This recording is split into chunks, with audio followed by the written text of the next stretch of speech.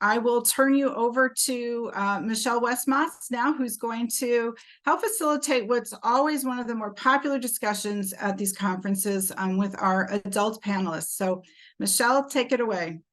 Hey, thank you, Jill. It really is one of the highlights because getting a chance to talk to adults who are living with Kabuki syndrome is so powerful. I can speak to the powerful impact on me as a parent. And I think also it's got to be important to the researchers who are devoting their time. I can remember my daughter now is 26. And I can remember when she was born, she was originally diagnosed with a different syndrome.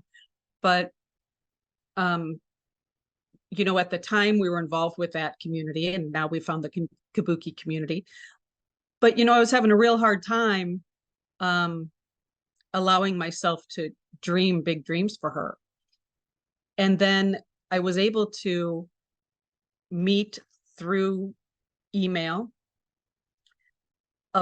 another mom with a daughter who was graduating from high school, going on to a nursing program, had a boyfriend, all the things that I dreamed for my daughter, but I was just unsure about. And when I reached out to her directly and asked her to send me a picture so I could see the evidence, it just changed everything for me. And I know that my daughter has experienced the same thing. We've been to conferences where she's met other people with her same syndrome who are doing things. And I also remember when I was a new parent and went to my very first conference, and there was a whole hundreds of people in this hotel that were thriving in this situation that I was finding overwhelmed. So I think, you know, having the opportunity for these young folks to come on and share their experience firsthand, they're the ones who know what it is to live with Kabuki syndrome. They're the ones who know the best ways to handle things.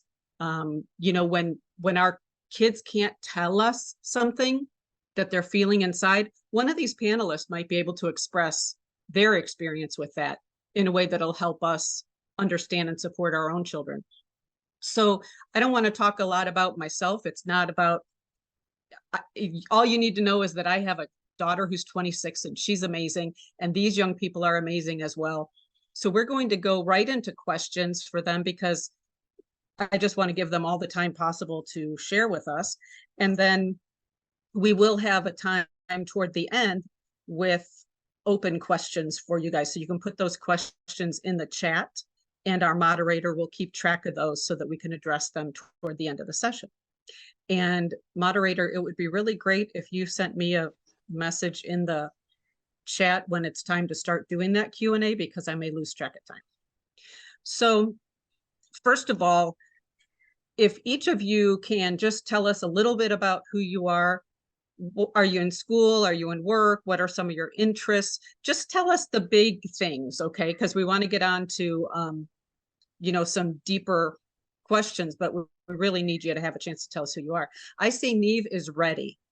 You want to tell us about yourself? Okay, can you hear me all right? Yes, we can see you and hear you. Okay, so hello, my name is Niamh. I'm 17 years old. I'm currently in my first year at college studying business, and in my spare time I love singing and playing my ukulele to my favourite pop songs. I also really love musical theatre, and my favourite show is Six the Musical. When I'm not on stage or at the theatre, I also really love advocating for people with disabilities. I wrote an article for my school magazine back in 2021, participated in a short film for Assembly in early 2022, and this September I recently started another project looking at supporting people with autism in the workplace. You've done a lot for a 17-year-old girl. I hadn't met you before today, and I'm just blown away. That's really awesome. Awesome. Who would like to tell us about themselves next? Should I just call on people or do you want to? Okay, go ahead, Kristin. Hi, everybody. I'm Kristin. I am 38 and I'm from the US. And I am very active with my church. So I'm out of school and I'm active with my church. And I also do camp counseling. And I also do a lot of advocacy work with KSF and with other organizations as well. And some of my hobbies also include singing. And I'm also very much into like watching like theater or like watching musicals on the TV and like that kind of thing as well. Thank you, Kristin. I think it's fascinating how many of you are so interested in music, because that's my daughter is Broadway musicals all day, all the time. And it's a recurring theme. It's fascinating. And I appreciate it because gosh, if I have to do something with her all the time, I really like that it's theater and we have to sit in the front row so she can see well, you know, could be worse. So very interesting. Nick, would you like to go next? And I see Crystal has joined us, so we'll speak with her in a second. Oh, hello, I'm Nicholas McGrew, and I am 30 years old, and I'm from Lake Mary, Florida, and I'm a recent graduate of UCF, and now I work at Orlando Health. Say that again, you Regional work at Medical. where? Orlando Health. Thank you. I just didn't hear it well. Very good. You guys are all so busy and accomplished. And I do theater too. Say that again. Theater, yeah. like of course you acting do. and That's fantastic. Okay. Crystal. Hi, my name's Crystal. I live in Langley, BC, which is probably about an hour outside of Vancouver, British Columbia. I married my high school sweetheart, where we just celebrated our 5th wedding anniversary. He also has a disability as well. We live in an apartment that my in-laws own, so we rent from my in-laws. We have 2 adorable cats that are actually running around the apartment right now, hoping they're not going to make too much noise. I volunteer and I horseback ride at a place called Valley Therapeutic Equestrian. Some of my other hobbies is reading and writing. I am currently actually working on writing a memoir about how, this Kabuki syndrome from like the day I was born till about now in my 30s, how it's affected me and things that, I've overcome. And I also have a website where I do blogging. And I am very big on being an advocate for not only this organization, but other organizations for people with intellectual disabilities, because I feel that there are others out there that are unable to speak for themselves. So, for me, it's important to be able not only to share my story, but also be able to help others that, might not be able to speak up at the moment, but are, wanting to share.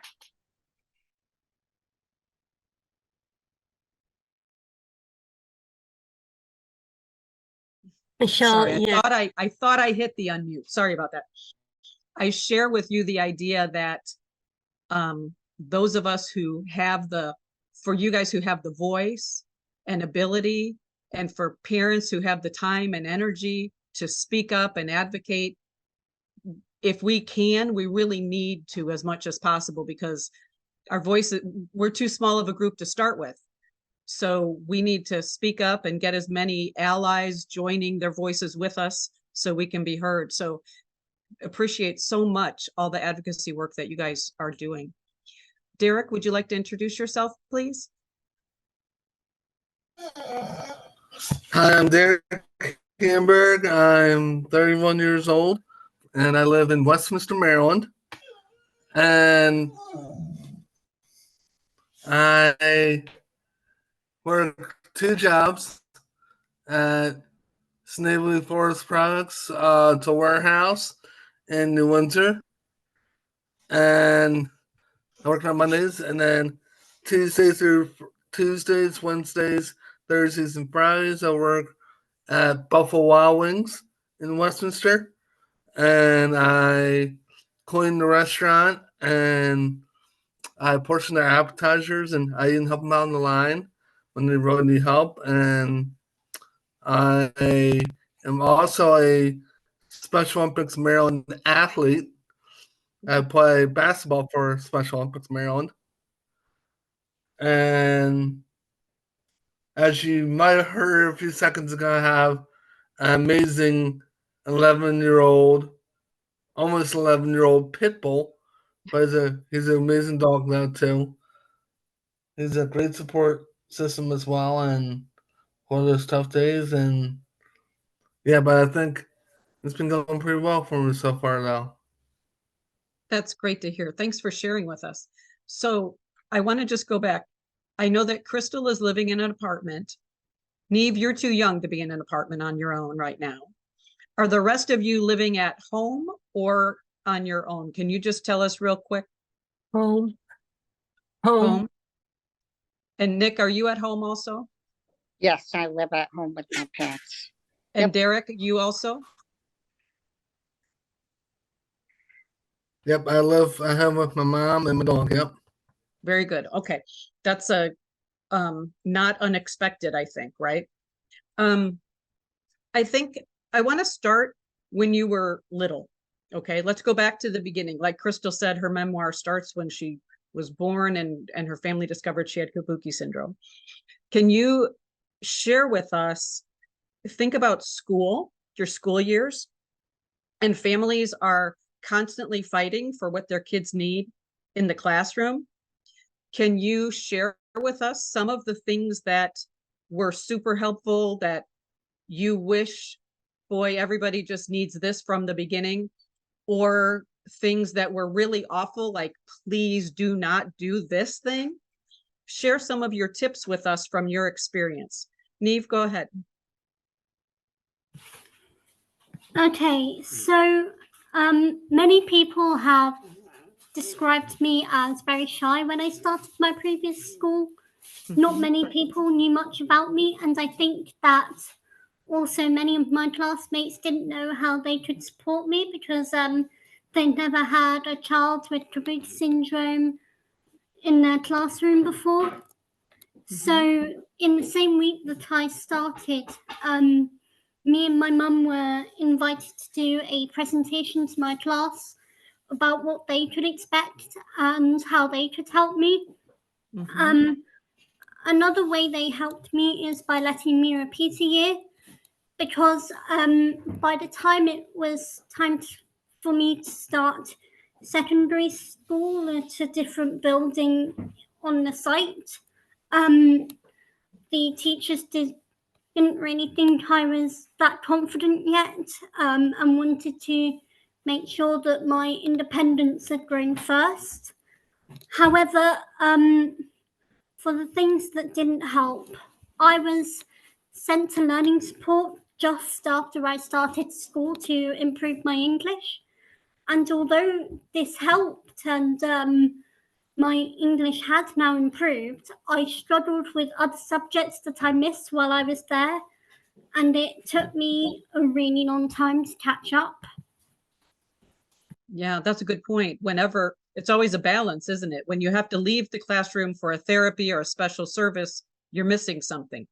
So it always has to be effective and worthwhile. Did any of the others of you do presentations for your classmates or anything like that? I'm thinking that you might not have been aware of Kabuki yet. And, like the newer generation, these younger kids, they know how to do presentations and stuff. I think they're more on top of that than we were back in the day. Who else has a school experience, good, bad advice they can share with us? Derek, thank you. I think it was some pretty good experiences. The teachers always ready to help us if we need help with something like that, or even some of the stuff that we did, like in high school, we had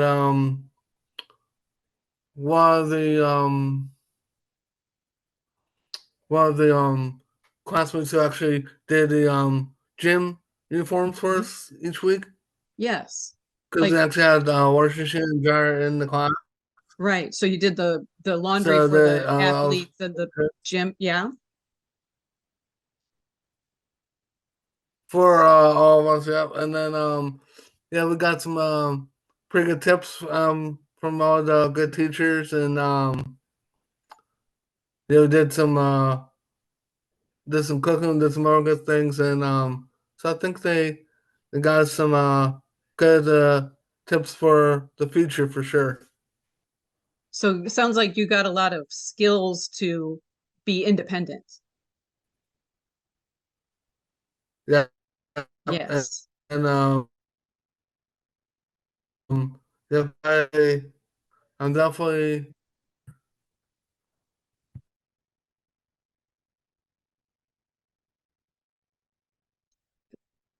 Does someone else have their school experiences they want to share? Crystal? Thank you. Go ahead, Crystal. And we'll be to you next, Nick. So I know one thing that really helped me was being not only having the syndrome but having a hearing loss. So one thing that was really helpful was I had an FM system. So my teacher in elementary school, all through till I got out of elementary school to high school, I didn't need it in high school. But anyway, my teacher that I had for my class would have a microphone on her, and I would have these little tiny like earbud things to clip onto my hearing aids, so I could actually hear everything the teacher could say and I could understand it clearly, which was a really big help, on top of having teacher assistants as well in my classroom throughout elementary school.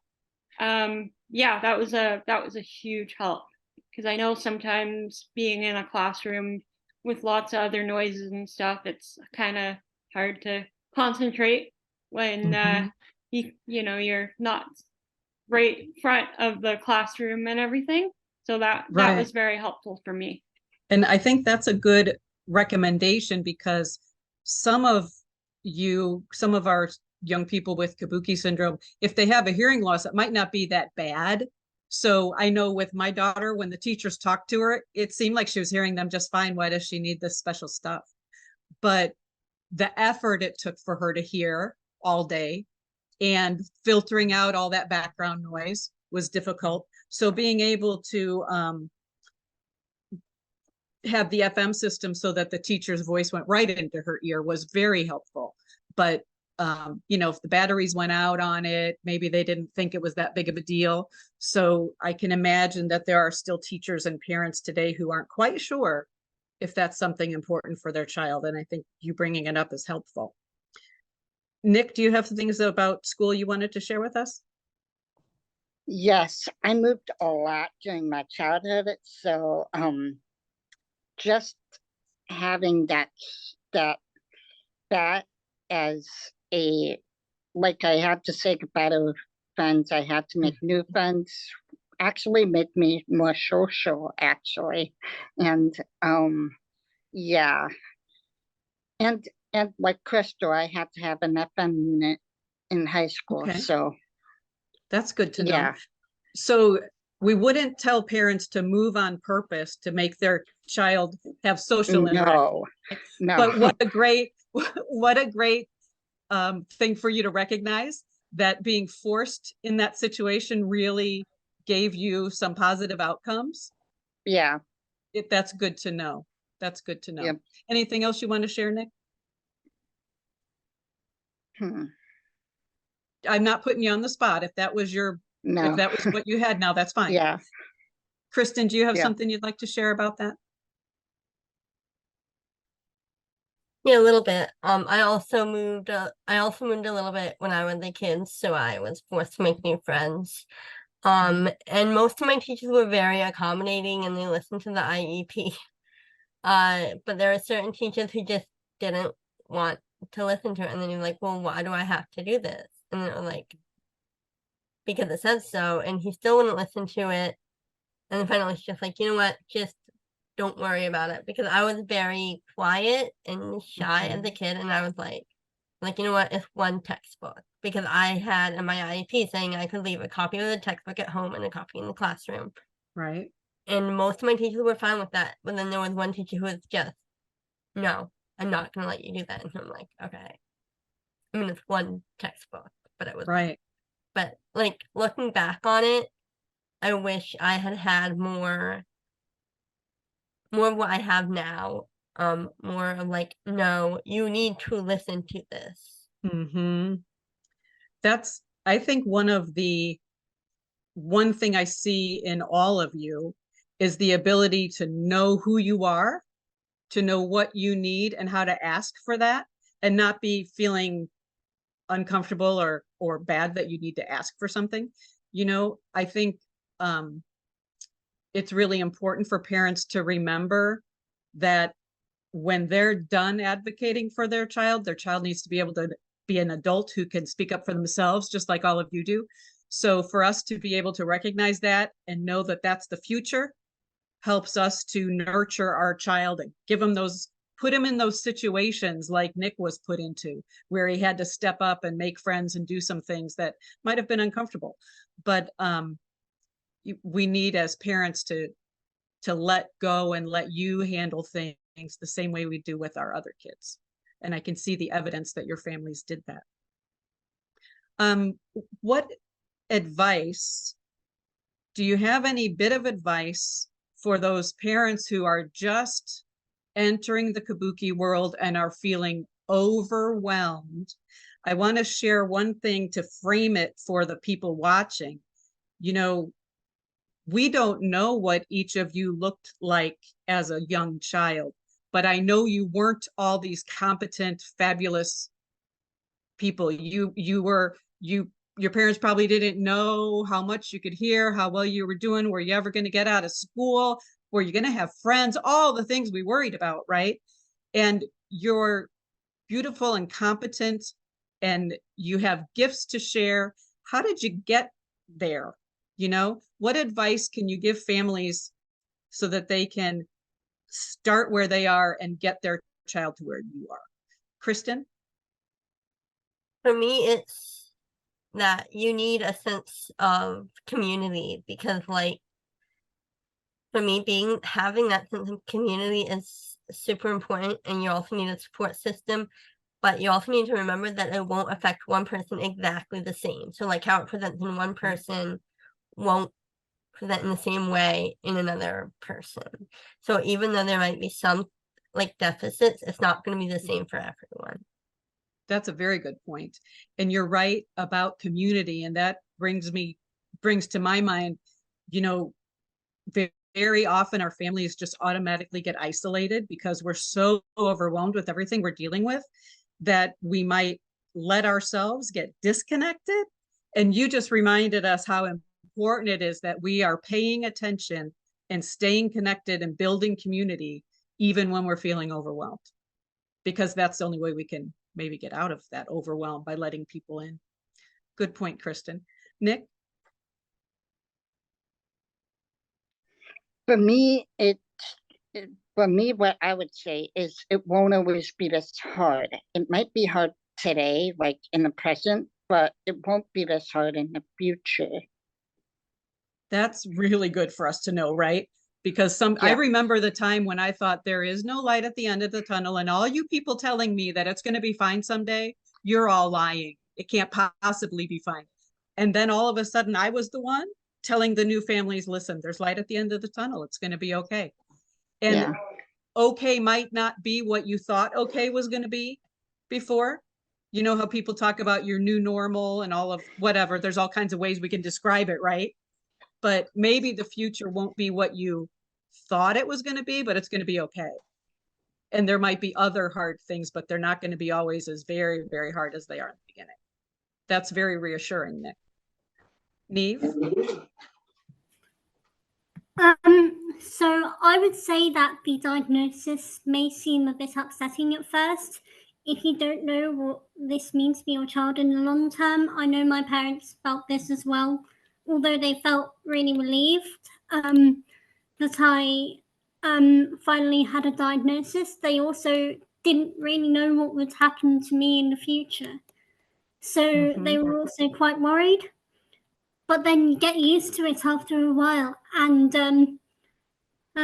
it can also be a relief to know more about yourself or your child. And in some ways, especially for me, it creates a unique personality in yourself or in your child, and perhaps even some strengths. For example, I have a lot more confidence than my peers. A lot of my peers would probably have run in nearest direction to hide if they heard that they were coming to speak here today. Right. However, with me, I was straight in there and eventually just volunteered to get it done because that's how I am. I love that. Every single one of you and every single one of our kids has some really great positive traits, whether they're because of Kabuki or not related to Kabuki, it doesn't matter. But we need to find what those awesome things are and help our kids grow into them. Crystal, what did you want to share? I just wanted to point out to any new parents that are probably absolutely terrified or scared or not sure like what the income's going to be for their kids is fight if you have to. Like if somebody's not going to help you out, there's so much more research now online than when I remember my parents were trying to find stuff for me. So you guys got more research and different organizations now that are probably going to give you whatever you need. And I mean, as we're all saying, like, we've all come a long way from everything, but I just want them to remember, like, like fight for your kids as much as you can, because in the long run it's going to be helpful. And also, if you have a really good support system, that's also helpful as well. I know my mom, when I was growing up, she would always ask the doctors and be like, okay, if Crystal was your daughter, what would you do? And make the doctor like give my mom kind of the explanation of like what should be done. So that's what I would say is definitely fight for your kids and look online at all the research that's out there now, because like I said, back 30 years ago there wasn't much of that there. Now there's all these resources, there's all these amazing groups from this foundation and everything that will be more than willing to help you, support you, do whatever you need. That's excellent.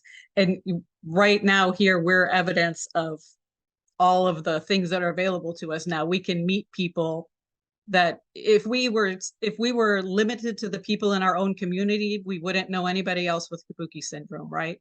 So it's pretty awesome that we can know people and connect with people around the world.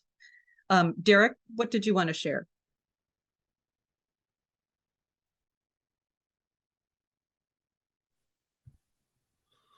What I would say is, if you're nervous about how it's gonna play out for you, there once your child gets older, starts getting older, they can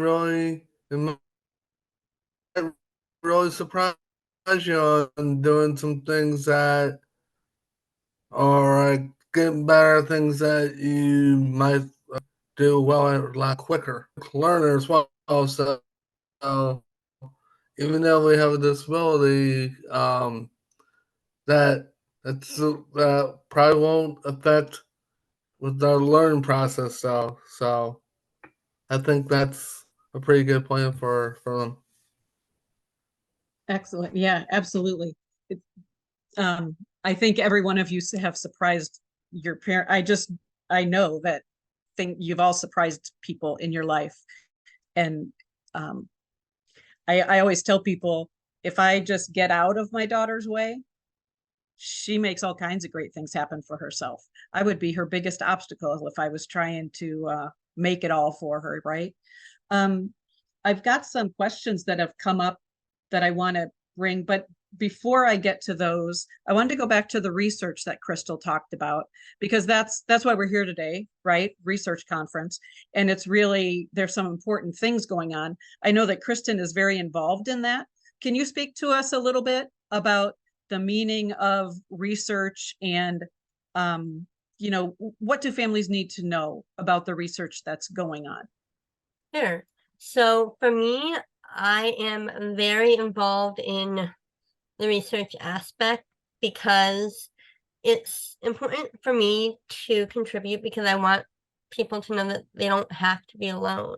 And for me, I mean, like, the more that the more that we get contributed to the research, you can make a difference, which is also important to me. And something that I wish that families knew, and it's okay to not have all the answers, and it's okay to ask the questions, because I think, like the researchers said earlier on in the conference, like, if you have questions, they want you to feel comfortable. They want you to feel like it's okay to ask the question. I remember for one particular incident, and I wasn't sure if I was going to contribute that day because I was really nervous about it. But I went down and I got a chance to actually talk to the doctor who was going to be doing the procedure. And I asked her, and she kind of told me a little bit more about it. She told me how, like, what she would be doing exactly in each step of the way. She was amazing, and it was so helpful to have that.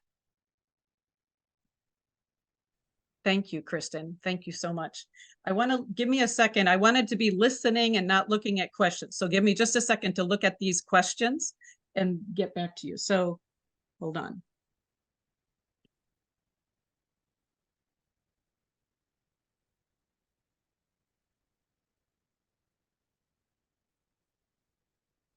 Okay. Many people with Kabuki syndrome experience anxiety. Do any of you have trouble with anxiety?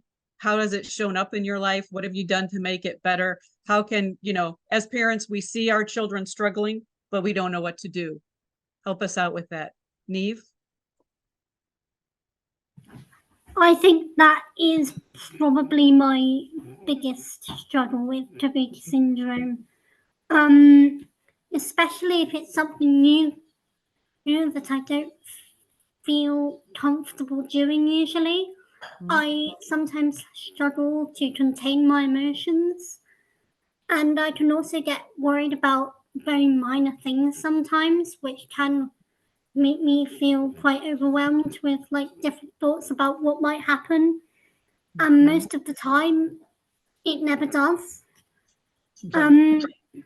So I think struggling with anxiety is definitely something that I can relate to. When that's happening, when you feel your emotions getting out of control, it sounds like when that's happening, that maybe you're worrying about something that you don't need to worry about, but you can't stop, right? What do you do to help yourself get it together? Well, sometimes my parents will also recognize it and send me out the room and calm down a bit. Sometimes that usually helps, and it takes a few minutes to get sorted. Sometimes if it's like really bad, especially in the evenings, I will be absolutely petrified in the evening, and then the next morning I wake up and I've completely forgotten about what I was worrying about the night before. Right. Do you think that it happens more to you in the evening, like when you're getting tired and that kind of thing? Do you think Definitely. that fatigue plays into Definitely. it? I see a lot of people nodding their head. Nick, tell us about your experience with anxiety. Thanks, Niamh. Okay. Sometimes I do worry about stuff that I shouldn't. Yes. And yeah, it definitely comes at the night time. You know, Does it sometimes it interfere does, with like your me. life? Does it interfere with you doing the things you want to do in your life? Yeah, it sometimes does. And what do you do? Do you take any medication? Is there anything you do to try to Mm-mm. get it under Well, I control? try to calm down a little bit. Yeah. Right. You're just trying to Yeah. get some tools to manage it in those situations. Yeah. Okay. Okay. Thank you for sharing that, Nick. Yep. Kristin, what did you want to share about that? Yeah, I also can sometimes have a lot of anxiety about new things or about something that might never happen or about something that is happening. So a lot of the time I'll either go back in my room or else if I am nervous at a doctor visit, I will, especially with one in particular, I will literally talk through it and she'll just talk me through however I'm feeling. And which is very helpful as well. Very good. That's a good strategy. So ask the person you're with to help you talk through whatever it is that you're going on. So Yeah. Parents are really interested in this. There's questions coming up while we're talking. I know, like when my daughter was very little, she wouldn't let me cuddle her when she was stressed out, and she rocked.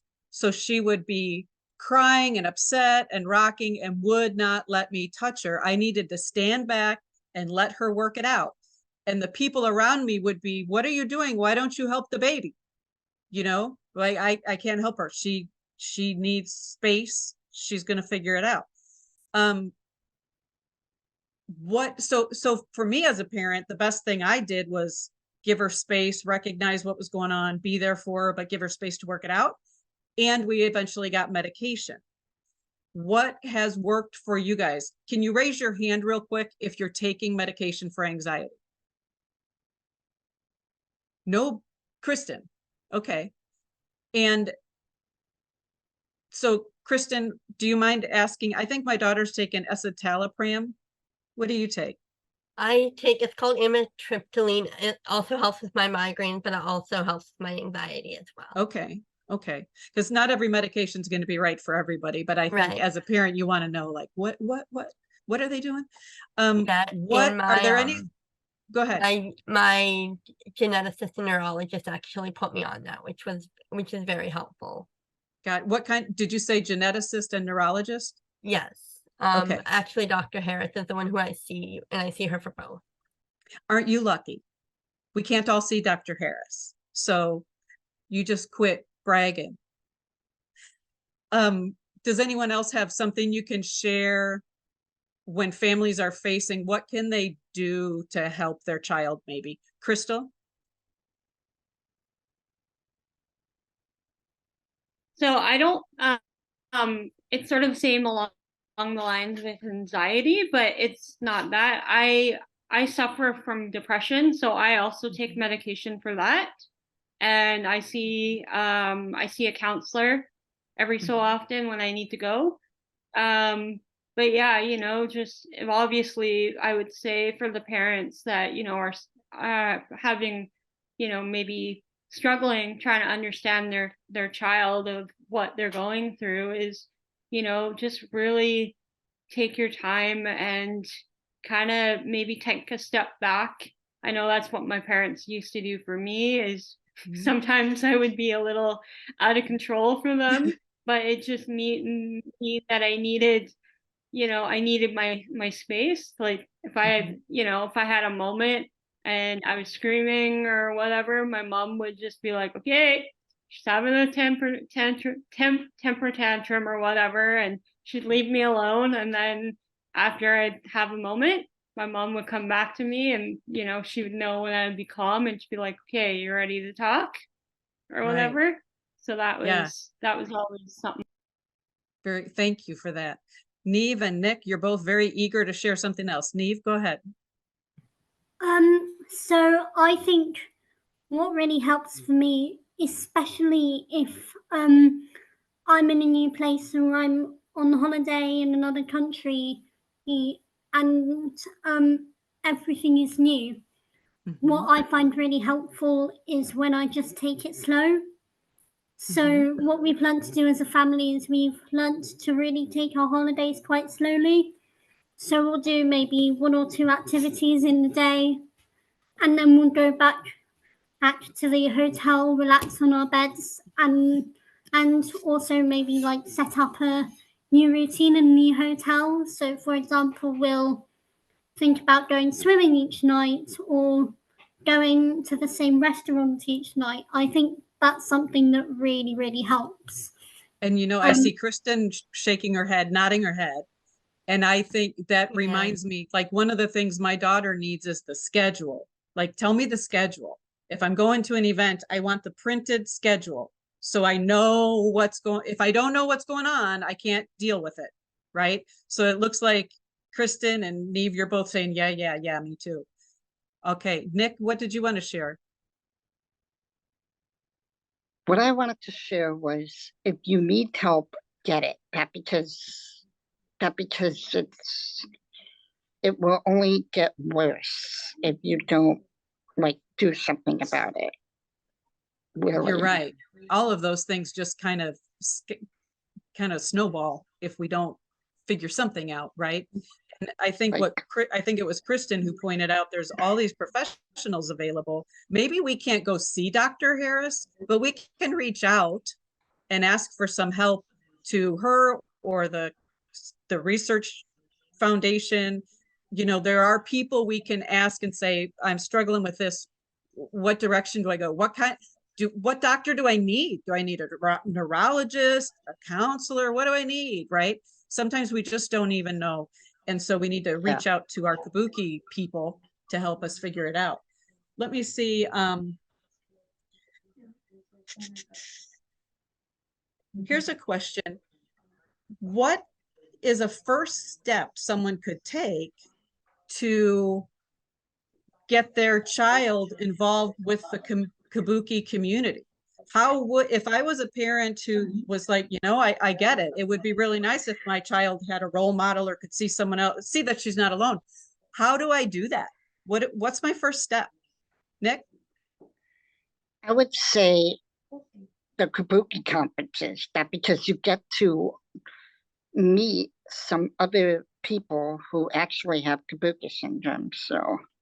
And what conference do you go live, Nick? Have you been to a live event? I usually go to the one in Wisconsin, the Kabuki Carnival. Right. When I used to live in Illinois. Yeah. Right. There's regional events is what I think. Yes. And so if you, and the way to find them is contacting the organization, getting on the Facebook groups, right? That's where I see it happening, on the Facebook groups. Derek? I would think you would look into the Kabuki and stuff like that, and then try and like Nick said, get in touch with some people that have Kabukis, and maybe that can be a helpful resource for you. Right. And I think I know about the Kabuki Carnival in Wisconsin. I saw recently there was a very large Kabuki gathering in Texas. And I often see on Facebook people who find out they live near enough that they just get together with just their families. I'm looking to see if there's another. Oh, here's a question about handwriting. I'm sorry, I'm going to move on because I want to make sure we get some more questions answered, okay? Do you guys have trouble with handwriting? And was anything able to help you? Do you type mostly? Do you write as an adult? What do you do for written communication? Derek, do you have your hand up on that one? Go ahead, Derek. Yeah, so when I was young, it was tough, but I think once I'm starting to get older, it's starting to get better. And how do you think it's gotten better? Just So by I think practice? yeah, working on it, practicing on it. Yeah. So I Did you think have that's what's been helping did you me a have lot better. occupational therapy for handwriting? Did you have OT for Can't handwriting in remember. school? Don't know.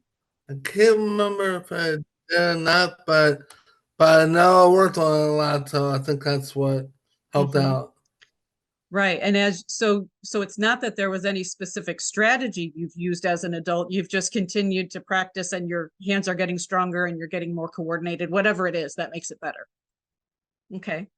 Crystal, do you have something to share on that?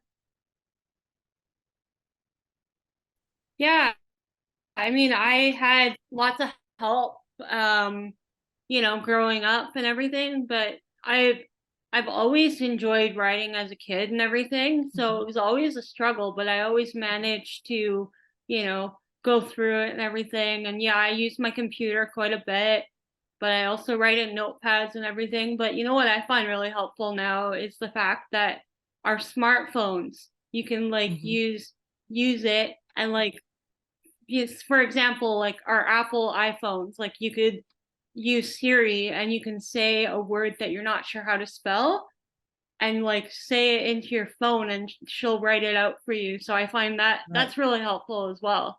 I'm Isn't sure the other technology? phones and Yeah, there's not a better yeah. time to be alive than right now with all the technology. You know what? We're out of time and I see there are even more questions. I think that there's going to be an opportunity for folks to be in a breakout room. I am not able to stay for that, unfortunately, but I think Annie, are you taking over for us now? Yes, I am. Okay. Thank you so much. Guys, this was such a great conversation. I could talk to you all day long, and I know all the other families could too. So thanks for being so open with us. And I'm just so astounded at how clearly you can explain and how well you know yourself. You guys are awesome. Thank you. Thank you, everyone. It's been my pleasure the past couple of years to offer our closing to our conference after that incredible panel. And each year it becomes a more and more difficult act to follow. Thank you so much to each of you panelists who, in facilitating that conversation and sharing with us as parents what it's like to have Kabuki syndrome, because there really couldn't be more profound and impactful information for us to receive. I'm Annie Dean. I am one of the co-founders of the Kabuki Syndrome Foundation, and I am the proud mother of Walter, an 8-year-old with Kabuki.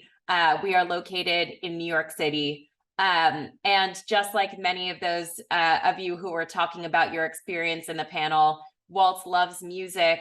He's obsessed with musical theater. Niamh, like you, his favorite show is Six right now. We recently saw it on Broadway. And Walt is so funny and a little bit naughty. Earlier this week, his brother and I were talking about how we were going to turn Walter into a frog, obviously. And Walter, without looking up or missing a beat, just starts riveting. Also this weekend, he demanded that he have his own New York City pretzel. And he understood that that was a challenge because he knows that sharing is caring, but he just didn't want to share. And as soon as he got it, he broke it in half and gave half to the pigeons. And then he told us that he just likes sharing with animals and not humans. So for those of you who know these special kids, you know what a sense of humor and joy they bring. And being part of this Kabuki syndrome community has brought my life such joy and positivity. Of course, it doesn't come without challenges, but thank you to all of you for your generosity in participating in making the best possible life for everyone who is impacted by Kabuki syndrome, whether you're a researcher, a parent, or a person who has Kabuki syndrome themselves. It is so amazing to see this conference grow in impact each year. I too, just like Jill, remember having a conversation with Dr. Bjornson many years ago now, maybe back in 2016, and having an initial conversation with Jill in a WeWork conference room, talking about how we wanted to organize the patient community around research. And participating in this conference and watching it unfold today, awarding our first research grant, is such a profound reminder of how far we've come. So thank you again for everyone who's participated. I want to especially recognize the staff who has been incredible in putting this event together, in addition to the many other things that are happening at the foundation right now. Dr. Jessica Weatherstone, who has expertly managed the conference program, Amanda Gamboa, who has her hands in many, many different activities and always finds a way to make time for this conference and make it so special, who is our outreach coordinator, Dr. Clara Tang, our director of research, and Dr. Bruce Bloom, our chief scientific officer. I think you can probably see what professionalism they've added to the foundation since they joined around this time last year.